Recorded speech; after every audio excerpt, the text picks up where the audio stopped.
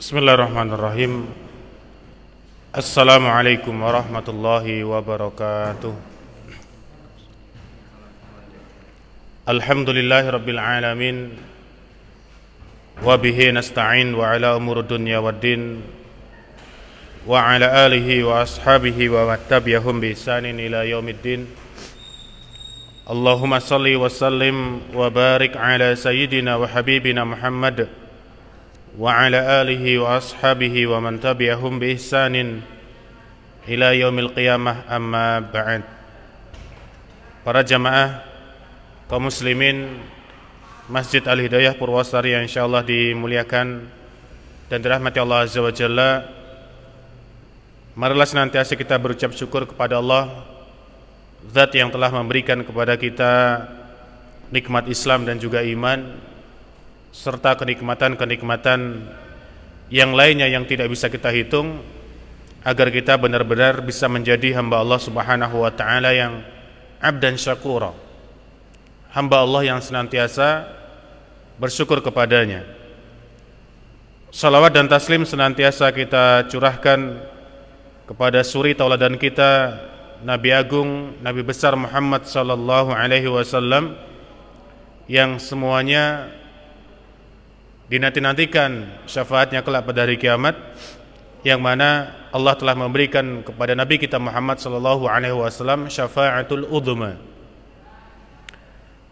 Para jemaah yang insyaallah dimuliakan dan dirahmati Allah Azza wa Jalla, kita akan lanjutkan pembahasan kita pada malam hari ini, masih berkaitan dengan adabun naum, fi adabin naum, dari kitab Minhajul Muslim yang dikarang oleh Syekh Abu Bakar Jabir Al-Jazairi rahimahullahu ta'ala.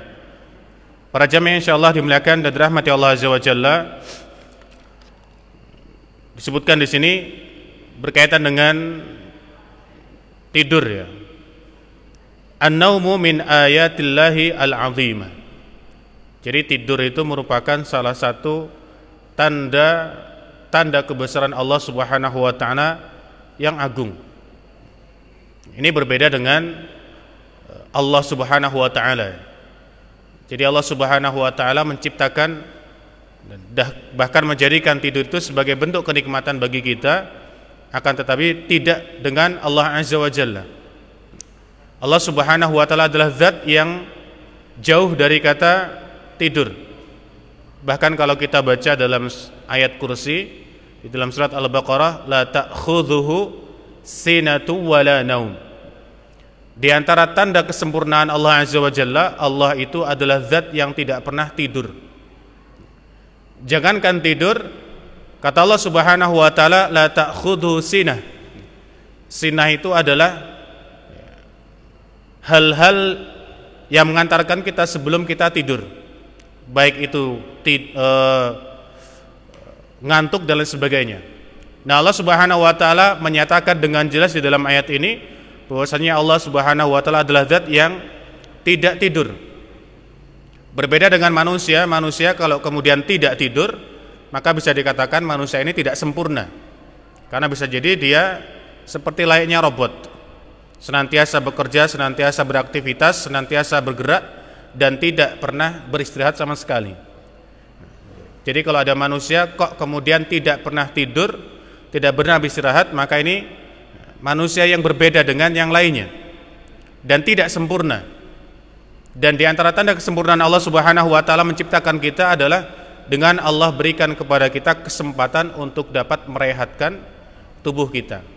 Maka Allah katakan tadi, la ta'khudhu sinatun wala naum.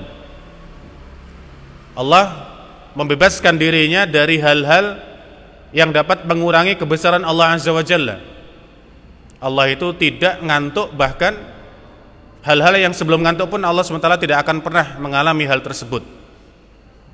Kita bayangkan kalau kemudian naudzubillah itu terjadi pada Allah Azza wa Jalla, maka mungkin bulan dan bumi, kemudian planet-planet yang lainnya mungkin akan bertabrakan. Maka di antara kebesaran Allah, Allah menghindarkan dalam dirinya yang namanya tidur. La ta'khudhu sinatun wala naum. Berbeda dengan kita. Jadi ini merupakan kenikmatan yang luar biasa. Maka disebutkan di sini an-naumu min ayatillahil azimah. Jadi tidur itu merupakan salah satu bentuk kenikmatan dan di antara tanda-tanda kebesaran Allah yang Allah berikan kepada manusia. Bahkan tidak hanya manusia, kita lihat bahkan kalau kita punya hewan peliharaan, kita akan lihat ternyata hewan-hewan kita pun mereka akan mengambil dari waktu kehidupan mereka untuk beristirahat. Kita lihat burung, kita juga lihat kucing dan lain sebagainya, maka kita akan dapati makhluk-makhluk Allah Subhanahu wa taala itu pasti akan mengambil nasibnya, bagiannya untuk merehatkan, mengistirahatkan tubuh mereka. Karena tubuh kita memang adalah tubuh yang benar-benar membutuhkan istirahat. Fa innaka taran nasa niyaman kajusasil mauta. Maka kita akan melihat ada beberapa orang itu yang kalau tidur kemudian layak dan seperti disebutkan di sini jusas. Jusas itu adalah bangkai-bangkai yang mati. Layaknya orang-orang yang tengah mati. Ada orang yang tidurnya mungkin sangat dalam mungkin ya, atau mungkin sangat menikmati tidurnya sehingga tidak akan dapat merasakan kejadian-kejadian apa yang ada di sekitarnya. Ada orang-orang yang kemudian mungkin hanya mendengarkan suara rintik hujan pun akan terbangun. Sehingga cara tidur manusia itu pun berbeda-beda. La yash'uruna bisyai'. Ada di antara mereka yang kemudian sama sekali tidak merasakan apa yang terjadi di sekitarnya. Tsumma yab'atsuhumullah, kemudian setelah mereka tidur Allah Subhanahu wa taala akan bangkitkan mereka. Allah akan kembali hidupkan mereka. Wa fi dzalika 'ibratun 'azimah. Maka di dalam tidurnya manusia itu terdapat pelajaran yang sangat luar biasa. Li'annal amra yushbihu ihya'ul mauta. Karena bangunnya manusia dari tidur itu dikatakan di sini layaknya seperti Allah Subhanahu wa taala menghidupkan makhluk-makhluk yang telah mati. Ba'dal ba'ats, setelah Allah bangkitkan mereka semuanya. Dan ini merupakan salah satu keimanan kita kepada Allah, yaitu iman kepada hari kebangkitan. Kita semuanya akan diwafatkan oleh Allah, kemudian Allah akan bangkitkan kita, yang disebut dengan yaumul ba'ats, yaitu hari pembangkitan. Kita akan dibangkitkan semuanya. Setelah itu kita akan dikumpulkan oleh Allah di padang mahsyar untuk kemudian diadili, untuk kemudian diqisas. Fa innal qadir ala raddir ruhi hina yashu al insanu fid dunya qadirun ala an yab'atsal amwata min quburihim. Maka zat yang mampu membangunkan kita dari tidur kita yang sementara waktu itu, fa innal qadira ala raddir ruhi, maka sesungguhnya zat yang mampu untuk mengembalikan ruh kita ketika kita tidur itu kan seolah-olah ruh kita tuh entah melayang kemana. Kemudian Allah mampu untuk mengembalikan lagi ruh kita ke dalam kita sehingga kita bangun. Nah, jika Allah Subhanahu wa taala mampu untuk mengembalikan ruh kita saat kita bangun dari tidur kita, maka Allah lebih sangat mampu untuk kemudian membangkitkan kita semuanya dari kuburan-kuburan kita kelak pada hari kiamat. Jadi tidak ada yang tidak mungkin bagi Allah Azza wa Jalla. Ini berbeda dari anggapan beberapa sekte mungkin yang mereka menganggap bahwasanya manusia itu tidak mungkin akan dapat dibangkitkan lagi. Maka kita lihat mungkin ada di antara manusia yang kemudian rela untuk membakar jasad saudara yang telah meninggal dengan anggapan-anggapan ya seperti misalnya agar mereka kelak tidak dapat dibangkitkan, atau mungkin dengan anggapan mereka tidak meyakini adanya hari pembangkitan.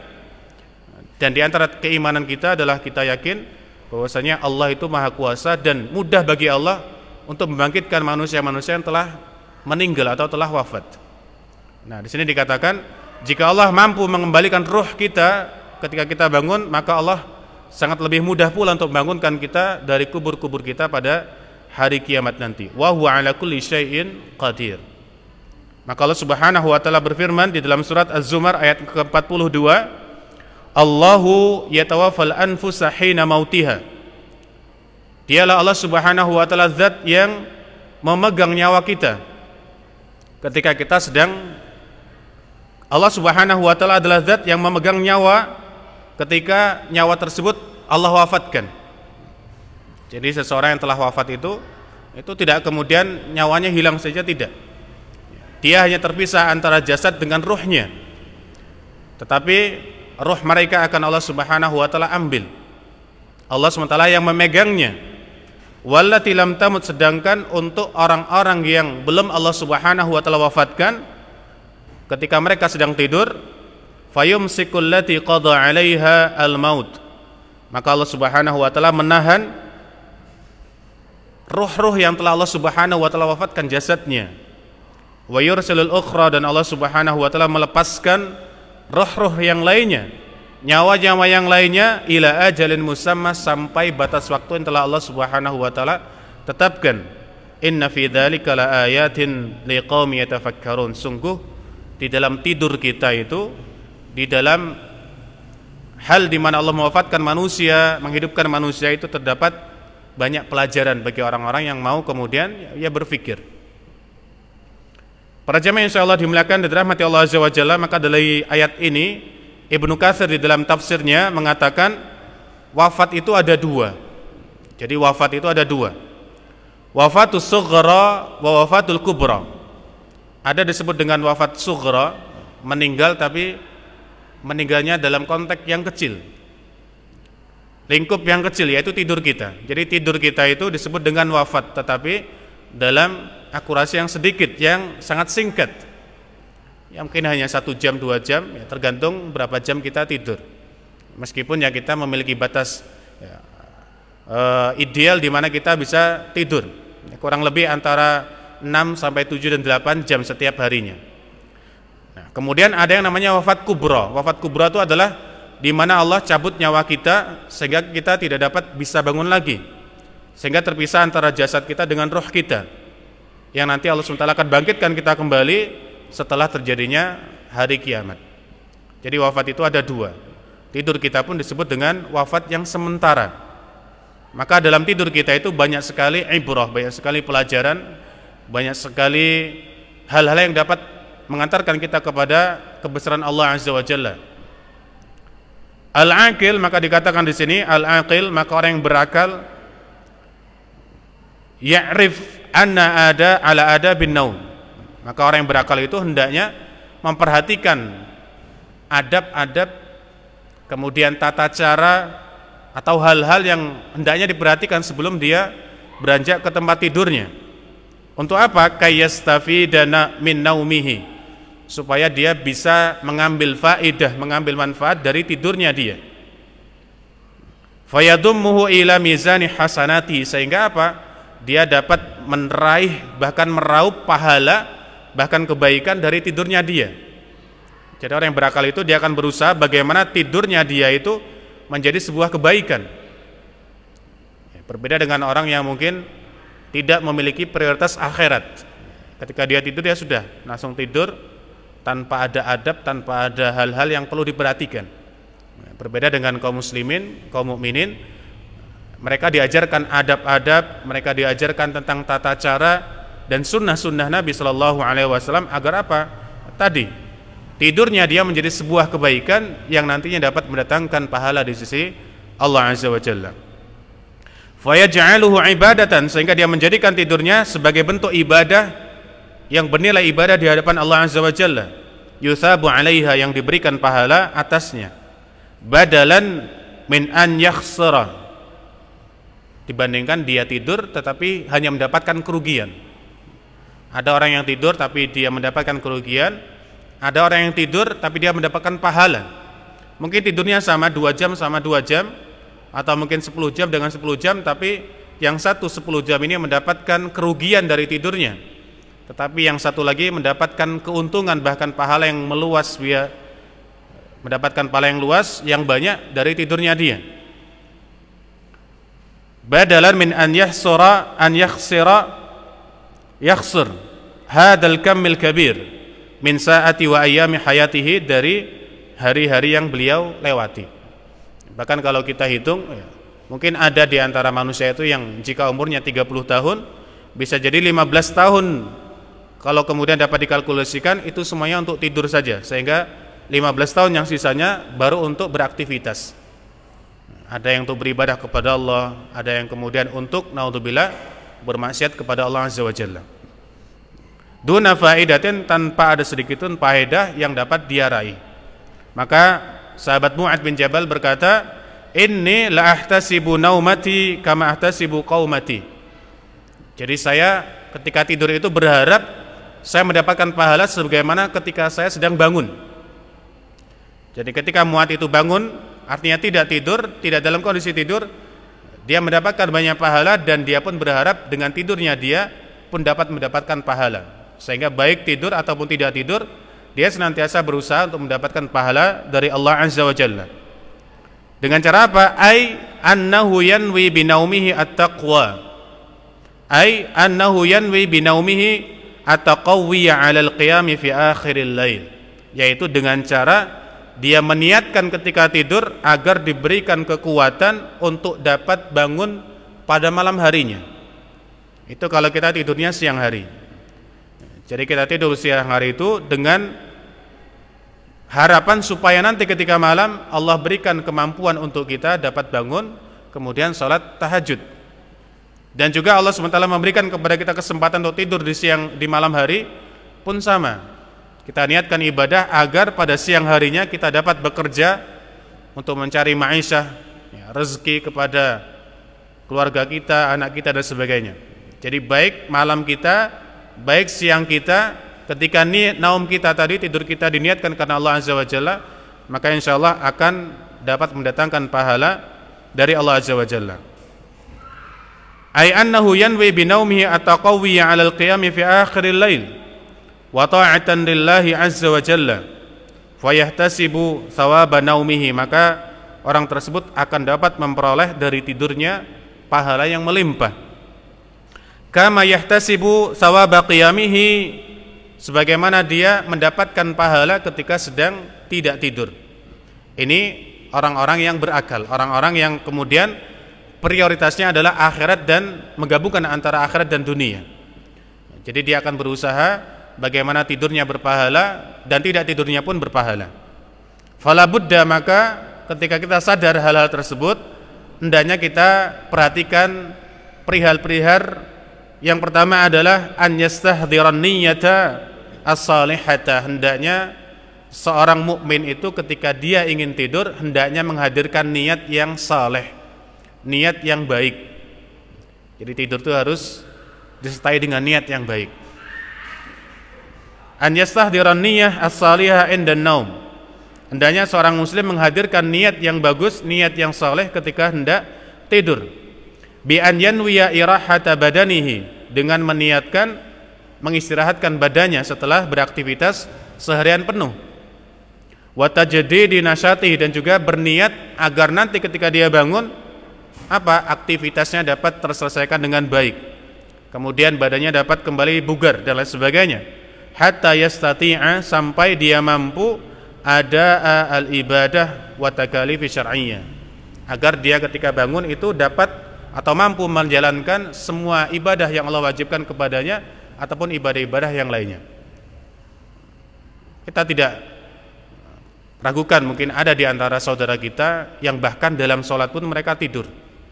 Terlebih misalnya sholat subuh atau mungkin sholat malam pun mungkin akan kita dapati ada di antara 1-2 saudara kita yang bahkan ketika sholat pun mereka tidur. Nah di sini. Dan kita menghindari hal-hal seperti ini karena mengapa? Allah telah memberikan kepada kita waktu untuk tidur, maka kita gunakan dengan sebaik-baiknya. Kalau kita tidur dengan baik, insya Allah ibadah yang Allah wajibkan itu akan benar-benar dapat kita selesaikan, kita kerjakan dengan baik. Tetapi kalau kemudian waktu tidur kita gunakan untuk begadang dan sebaliknya, ya mungkin akan ada ibadah-ibadah atau kewajiban-kewajiban yang kemudian dapat terbengkalai, yang kemudian bisa jadi kita mendapatkan dosa dari Allah Azza wa Jalla. Dan tidak sedikit pula kita lihat mungkin ada di antara kita atau mungkin di antara saudara kita yang kemudian mereka lalai dan lupa sudah berapa rakaat dari sholatnya meskipun mereka tidak tidur. Tapi karena apa ya? Mungkin karena wasyawi syayatin, karena dari gangguan setan, yang mana setan itu senantiasa mengganggu kita. Disebutkan dalam suatu hadis, bahwasanya setan itu ketika mendengarkan azan mereka akan lari terbirit-birit. Bahkan disebutkan dalam hadis walahu duratun, dan setan itu memiliki suara kentut, dan mereka akan lari menuju tempat, mencari tempat yang sampai tidak lagi terdengar suara azan. Yang setelah azan selesai mereka akan kembali lagi mengganggu kita, lalu kemudian iqamah dikumandangkan, mereka akan lari lagi sampai iqamah selesai, mereka akan datang lagi kepada kita, mengganggu kita dalam sholat kita. Maka wajar kalau kemudian ada di antara saudara kita yang sholat saja mungkin lalai berapa rakaat dia telah sholat, terlebih kalau kemudian sampai dalam sholat kemudian mereka tidur. Naudzubillah. Wa bihadihin niyah, maka dengan niat yang baik tadi, yusbihu naumahu, maka tidurnya dia akan menjadi warahata ibadah, warahatahu, dan istirahatnya dia tadi akan menjadi ibadatan, sebuah ibadah yuthabu alaiha, yang diberikan pahala olehnya. Dulu pernah kita bahas berkaitan dengan adabun niyah, adab tentang niat. Kita bahas dulu berkaitan dengan tidur itu adalah salah satu sesuatu yang dimubahkan, suatu aktivitas yang hukumnya mubah. Tidur itu bukan wajib dan juga bukan haram, tetapi hukumnya mutlak mubah. Tetapi Syekh Abu Bakar mengatakan bisa jadi tidur kita bernilai ibadah dengan niat tadi. Maka berapa banyak ibadah-ibadah yang sebenarnya luar biasa pahalanya, tetapi bisa jadi tidak bernilai ibadah, tidak mendapatkan pahala di sisi Allah karena apa? Niatnya yang tidak baik. Salat contohnya, salat itu adalah ibadah yang luar biasa, bahkan salah satu ibadah yang akan pertama kali dihisab. Tapi bisa jadi ada orang yang beribadah salat tapi tidak mendapatkan pahala sama sekali, bahkan sia-sia. Karena apa? Karena niatnya. Bisa jadi niatnya karena malu dilihat tetangga tidak pernah salat ke masjid. Mungkin ada di antara kita yang mungkin sholat tapi karena apa? Ada hal-hal lain yang diinginkan supaya dipuji atau mendapatkan sanjungan. Maka katanya ulama mengatakan berapa banyak ibadah yang sebenarnya bernilai puluhan bahkan ribuan pahala, tetapi di mata Allah hanya mendapatkan sebagian, bahkan tidak ada sama sekali. Berbeda dengan mungkin ada di antara hal-hal di antara rutinitas kita dalam kehidupan kita sehari-hari tidak disebut sebagai ibadah, tetapi bisa berubah menjadi ibadah dengan niat yang baik. Contohnya tadi, tidur kita, suatu yang mubah, tapi kalau diniatkan dengan niat yang salihah dapat bernilai pahala. Makan kita, minum kita, sesuatu yang mubah, ketika niatnya baik, niatnya salih, akan mendapatkan pahala di sisi Allah dengan pahala yang luas. Maka poin yang pertama hendaknya kita perhatikan adalah menghadirkan niat sebelum kita tidur, agar tidur kita mendatangkan pahala di sisi Allah Azza wa Jalla. Kemudian di antara hal yang perlu kita perhatikan yaitu an yanama wa laysa fi qalbihi ghillun. Hendaknya seseorang sebelum dia tidur hendaknya apa? Menghilangkan semua dendam, wala hasadun, dan juga menghilangkan hasad, iri dengki di dalam diri kita. Jadi mungkin seharian kita dari bangun tidur sampai sebelum tidur, ada mungkin di antara jam-jam kita atau waktu-waktu kita di mana kita bertemu saudara kita, kemudian terjadi sebuah insiden yang menjadikan kita dendam kepada dia, marah kepada dia, atau mungkin melihat ada saudaranya yang diberikan Allah kenikmatan, kemudian timbul rasa iri. Maka di antara poin yang selanjutnya adalah hendaknya kita tidak tidur dalam kondisi masih ada dendam di dalam diri kita. Tidak ada rasa hasad li ahadil muslimin, antara sesama kaum muslimin. Faman istata'a tahqiqa dzalika, maka barang siapa yang dapat merealisasikan hal ini, yaitu membebaskan hatinya, dirinya dari hal-hal yang berbau dosa.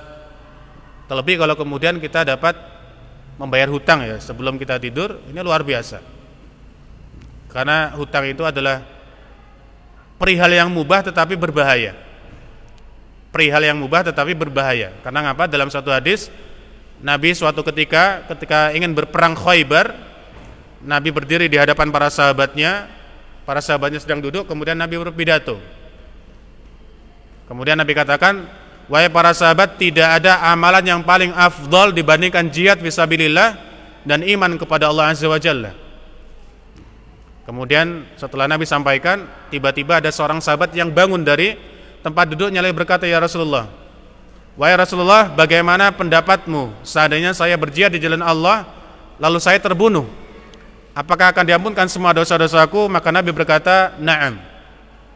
Iya, apabila engkau berjihad di jalan Allah Azza wa Jalla muhtasiban, sabiran muhtasiban, dengan bersabar kemudian penuh pengharapan kepada Allah Azza wa Jalla, kemudian maju terus tanpa mundur. Setelah itu Nabi ulangi dan bertanya kepada orang tersebut, wahai sahabat, apa yang kau tanyakan tadi? Maka sahabatnya mengulangi, ya Rasulullah, bagaimana pendapatmu seandainya saya berjihad di jalan Allah lalu saya terbunuh, apakah akan diampunkan semua dosaku? Maka Nabi katakan, iya. Apabila engkau berjihad di jalan Allah kemudian dibarengi dengan kesabaran, dibarengi dengan pengharapan pahala dari Allah Azza wa Jalla, senantiasa maju dan tidak mundur, dan kemudian engkau tidak memiliki hutang. Jadi Nabi tanyakan lagi untuk memastikan, karena mengapa pada saat itu Allah telah memberikan wahyu kepada malaikat Jibril untuk disampaikan kepada Muhammad bahwasanya ada di antara hal yang tidak bisa kemudian Allah ampunkan, Allah tidak bisa kemudian hilangkan, yaitu apa? Ketika hamba tersebut memiliki hutang. Jadi seorang yang mati syahid, Allah akan ampunkan semua dosanya kecuali dain, yaitu hutang. Karena hutang itu kan apa? Salah satu bentuk kezaliman kalau tidak kemudian dibayar antara seorang hamba dengan hamba yang lainnya. Meskipun dia sudah bertobat, akan tetapi ketika beliau atau orang ini belum kemudian meminta maaf atau membayarkan kepada hak pemiliknya, maka nanti akan tetap dikisos di hadapan Allah Azza wa Jalla. Maka di sini seseorang apabila dapat menyelesaikan segala urusan dunia dia sebelum dia tidur, itu adalah hal yang baik. Kemudian menghilangkan segala bentuk kedengkian, iri dengki, hasad, kemudian dendam dan sebagainya sebelum tidur, maka ini adalah sesuatu yang baik. Sesuatu yang baik. Fahuwa min ahlil jannati, maka disebutkan di sini insyaallah dia akan menjadi penduduk surga. Insyaallah dengan kehendak Allah Azza wa Jalla. Fa inna hadza min khisalil khair, karena sungguhnya hal ini merupakan salah satu bentuk kebaikan allati wa'adahu Allahu 'alaiha bil ajril 'adim, yang mana Allah telah memberikan janji kepadanya dengan pahala yang sangat besar. Wa min du'ail mu'minin, maka di antara doa yang dipanjatkan setiap kaum mukminin adalah doa wala taj'al fi qulubina ghillan lil ladzina amanu. Ya Allah, janganlah engkau jadikan di dalam diri kita, di dalam hati kita ini ghil, yaitu rasa dendam di antara kita sesama kaum muslimin. Jadi hendaknya kita berdoa dengan doa yang diajarkan Allah, wala taj'al fi qulubina ghillan lil ladzina amanu. Ya Allah, janganlah engkau jadikan di dalam diri kita, hati kita, sebuah dendam, rasa dendam kepada sesama kaum muslimin. Lil ladzina amanu. Para jemaah insyaallah dimuliakan dirahmati Allah Azza wa Jalla. Kemudian di antara hal yang perlu kita perhatikan sebelum kita tidur adalah ighlaqul abwab. Hendaknya kita menutup semua pintu yang ada di rumah kita, setiap jendela yang ada di rumah kita. Wa itfa'in nari wal masabih, dan kemudian kita berusaha untuk mematikan setiap api yang menyala yang terdapat di rumah kita, atau kemudian mungkin lampu-lampu yang terang. Liqaulin Nabi sallallahu alaihi wasallam, sebagaimana sabda Nabi, atfi'u al masabiha, matikanlah lampu-lampu di rumah kalian, idza raqadtum, apabila kalian hendak tidur, wa ghalliqu al abwaba, dan tutuplah semua pintu-pintu di rumah kalian. Hadis sahih diriwayatkan oleh Imam Al-Bukhari. Dan dalam riwayat yang lainnya Nabi bersabda, wa aghliqul abwaba, dan tutuplah pintu rumah-rumah kalian, wadhkurullaha, dan sebutlah nama Allah Azza wa Jalla, au samillah, atau sebutlah nama Allah. Jadi sebelum kita tidur kita baca doa. Fa inna syaitana, karena sesungguhnya para syaitan, la yaftahu baban mughlaqan, tidak akan membuka pintu rumah salah satu di antara kita apabila pintu tersebut kita tutup kemudian kita bacakan doa. Sebelum kita masuk rumah kita baca doa, ketika kita keluar rumah pun kita baca doa.